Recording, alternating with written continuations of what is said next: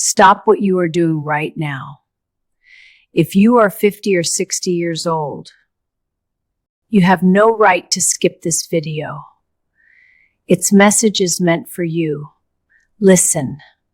Hit the like button immediately and send this to someone you value. This isn't a polite request, it is an order, because what I am about to say might save their life. Do not put this off, press it. Now listen. You are lying to yourself. You think 60 is the new 40. You think modern medicine, vitamins, and that dyed hair of yours promise eternal youth.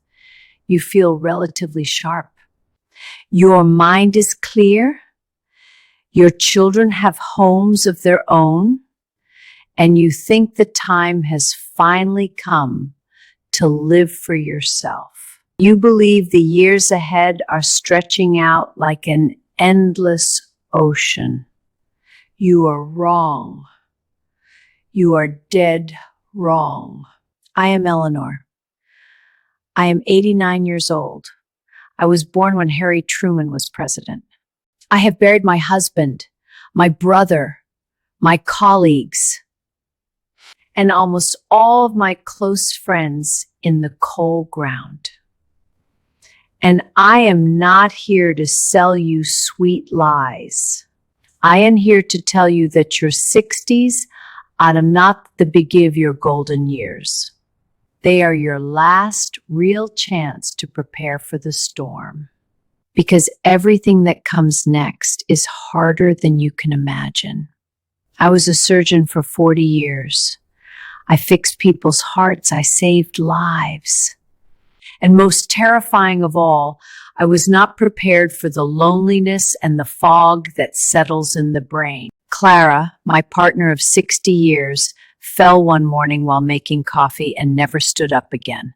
That day, I lost not only my husband, but half my memory, the witness to my life. I was not ready for any of it. This video is not from a wise guru who figured it all out. It is from an old woman full of regret who wishes someone had warned him. If you are 60 right now, consider this your warning. Lesson number 1, your body is about to settle the score and you cannot reverse it. Build strength while you still have it. At 65, I ran 5 kilometers every morning. I pruned the tall trees in my garden myself. I took it for granted. By 75, carrying a loaf of bread from the store became a struggle. By 82, I needed another person's help just to get out of bed. Today, standing up from this chair is an event equal to the Olympic Games for me. The muscle you lose after 60 melts away so fast you won't even notice it happening. If you do not challenge yourself, you will spend your 80 as a prisoner in your own body. Your mind will want to run, but your legs will not move. It is a terrifying feeling. If you are 60 and you can still walk up the stairs freely, do it every day. Don't stop. Lesson number 2, your friends will start leaving like falling leaves. Find new ones. We were a group of 5, the poker club. We met every Friday. Jack, Michael, Robert, David, and me. We drank champagne when our children were born. I thought they would live forever. Jack died of a heart attack at 72. Robert lost to cancer at 78. David. Alzheimer's took David into his own world. He was alive, but dead to us. Now, only I remain. I am the only one with the phone that sits silently on the table. In my 60s, I didn't think I needed new friends. I thought the old ones were enough. I was wrong. They left before I did. At my age, there is no one left who remembers my youth. Make new friends, younger friends, older friends, neighbors. Loneliness is a slow-acting poison. Do not drink it. Lesson number 3. Talk about death and money now, while your tongue still works. When my father died, we didn't know his bank passwords, how he wanted to be buried, or where his will was. Instead of grieving, we drowned in paperwork. Brothers stopped speaking to brothers. I swore I wouldn't do that to my children, but I almost waited too long anyway. Talking about death is uncomfortable. It feels like inviting the Grim Reaper to dinner, but he is coming whether you invite him or not. If you do not sort out your finances, your will, and your medical wishes, either to keep you on machines or let you go. While your mind is clear, you leave chaos and fighting for the people who love you. Do it today. No one guarantees you won't have a stroke tomorrow. Lesson number 4, retirement is not paradise, it is a void. I was a surgeon. That was who I was. People looked at me with respect. I was Dr. Arthur. The day I retired, I became just old man. The phone stopped ringing. No one came for advice. I spent 3 years lying on the couch, staring at the TV, feeling like useless waste. Your job is not your identity. If you have no interests outside of work at 60, you are standing on the edge of a cliff. Find a hobby. Be a gardener. Paint watercolors. Volunteer. Define who you are outside of work. Otherwise, your last day on the job will be the first day of your spiritual death. Lesson number 5. You have less time with your spouse than you think. Much less. I lived with Clara 55 years, but only the last 15 years were truly our quiet time. In the beginning, it was work, career, children. We barely paid attention to each other. We said we would travel after 60. We would see the world. But when we hit 70, Clara's legs began to fail. Flying in a plane became torture for her.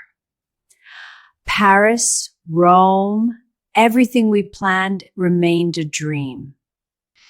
Our last 10 years were spent in hospital corridors and pharmacy lines. I am not complaining.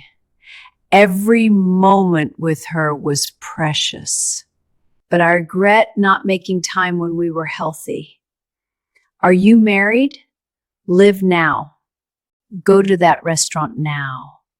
Wear that beautiful dress now. There is no such time as later. Lesson number 6, forgive. Anger is a heavy burden. I couldn't say I'm sorry. He couldn't hear me anymore because of petty pride. I cut off my own blood. For what? To prove who was right? In the graveyard? Lesson number 6, forgive. Anger is a heavy burden. I couldn't say I'm sorry. He couldn't hear me anymore because of petty pride. I cut off my own blood. For what? To prove who was right? In the graveyard? It doesn't matter who was right. If you are holding a grudge against someone, pick up the phone today. Now, swallow your pride, because tomorrow no one might pick up. I was a surgeon. I was used to fixing everything. If my son had a problem, I gave a solution. When my daughter divorced, I lectured her on what to do. They pulled away from me. Lesson number 7. Your adult children do not need a consultant. They need a parent. Stop interfering in your children's lives after 60. They are adults. Let them make mistakes. They didn't need my wisdom. They just wanted me to say, Will be okay. Just love them. Listening advising is the hardest but most necessary art. Lesson number 8, memory fades. Write it down. I have 4 grandchildren. Sometimes I confuse their names. I cannot remember what I ate for lunch yesterday. It is terrifying.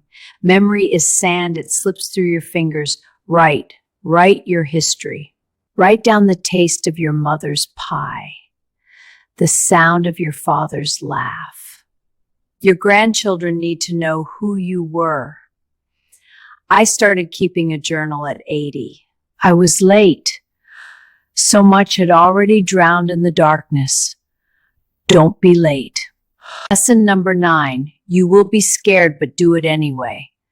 I was terrified of aging, terrified of getting sick, terrified of being alone. And look, it all happened.